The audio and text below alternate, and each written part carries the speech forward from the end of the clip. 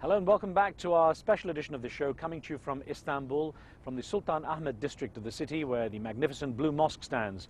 I have with me a diverse panel of Turkish youth who are discussing issues of concern to them. And just before the break we were discussing the Kurdish issue and how the Kurdish people in the society is represented in Turkey and the issues faced. Avi, you wanted to make a comment on that? I think Ömer is right. Yes, there are many Kurdish parliamentary in the parliament, but DTP's position is some kind of different because there are, yes, Kurdish people who are living in Turkey, but being Kurdish as an identity, that's the thing that we're missing till now mostly. So DTP is just doing that. So there's a difference between being Kurd and taking Kurdish culture on the ground. So there's a slight difference there. And by the way, there has been many discrimination on Kurds till, I don't know, but this government, AKP government, has done many wrong things too, and including the right things too. But for example, the spokesperson for the government, Cemil Çiçek, recently said about local elections, DTP has just won a city which is close to Armenian border, and he mentioned that yes, now DTP has that city, and that's a huge problem because Armenians and Kurds are getting closer. Yeah. And those comments are not just one or two, and so there's a problem. Still feel there is something. Yeah. Canberk Göçoğlu, you wanted to add something to that as well.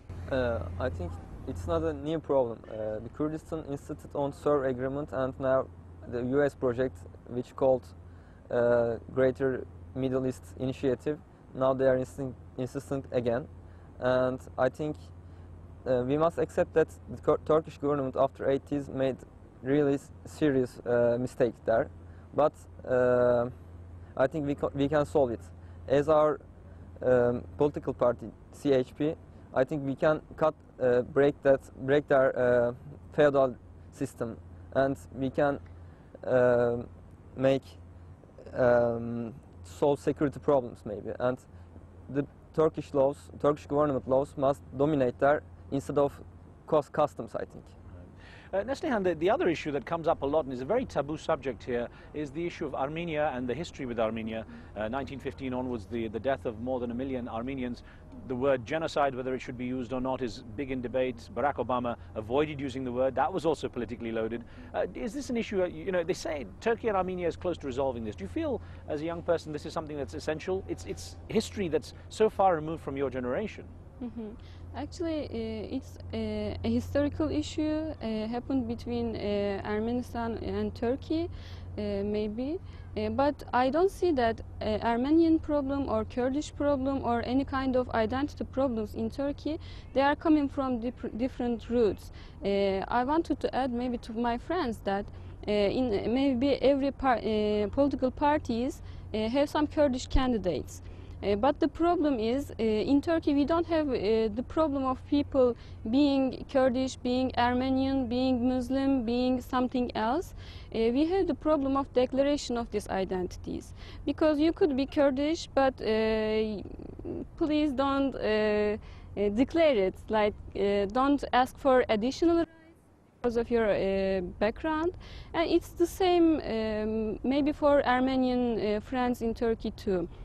This is not only the problem between countries, because we have a few population, unfortunately few population today, Armenian population. So if we have these citizens in Turkey, this is Turkey's inner problem. Right. I think so. Gulshan, these issues that we're discussing now, do you think that you know, for someone looking from the outside onto Turkey, that Turkey is ready to be a part of the European Union, or does it still have many things to put right before it can be a full member of the European Union?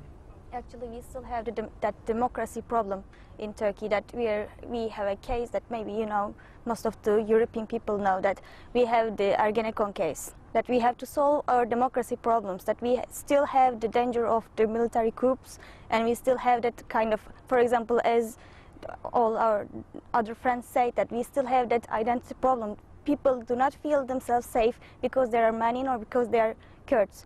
So we still discuss the Kurdish representation in the parliamentary. So we still have a way to walk. We should move on the democracy to be a part of the European Union, I think.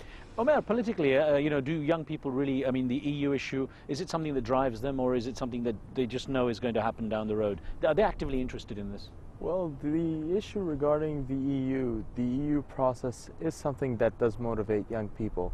It motivates them in the sense that they do want to reach the ideals, the universal ideals of the EU, being human rights, democracy, freedoms, and the sort. But it's not something that is the only determinant or I would say it's more of a catalyst. Taking the EU as an example for ourselves. And during this process, our government has put forward that even if the EU does not take us in at the end of the day, after we've completed all the negotiations, the chapters, having undertaken all the necessary reforms, then we will continue on our own path. Yeah.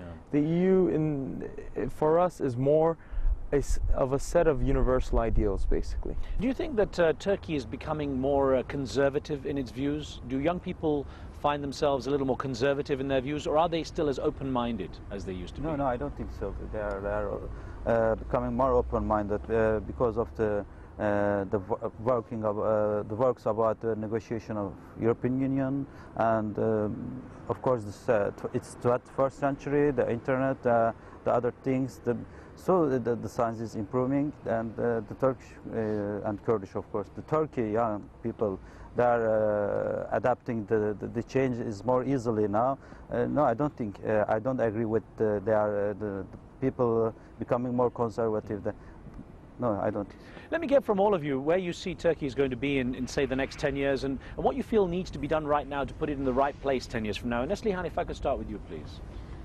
In 10 years, maybe we can say that if we go on the way to democracy, to accept our our differences in the communities, to accept some rights for identities, I see that in Turkey there is a good potential to change and to allow to do something. Avi, where do you see things in 10 years? What should be done now? I'm not really sure, because the world is going somewhere and we're not all sure about that. But Turkey has many things to do, and most probably we have to get some road on freedom of expression, and especially on 301 Infamous, which has killed Hrant Dink, a journalist, an Armenian journalist. And we have to do something about the ban on headscarf, and we have to do something on Kurdish issue firstly. Omer, a 10-year prediction. I believe it's going to be a very bright Turkey. A Turkey that has a major say in world affairs, and a Turkey whereby all young people will want to live in, and people from abroad, other young people, will want to come to. That's where I believe we will be. Well, I want to thank you all. We're just out of time here now, but thank you very much for joining us as we spoke to our panel of young Turkish people here, very diverse range of views. Good to join you from Istanbul, from me and the team in Washington, D.C. and here. To see you next time.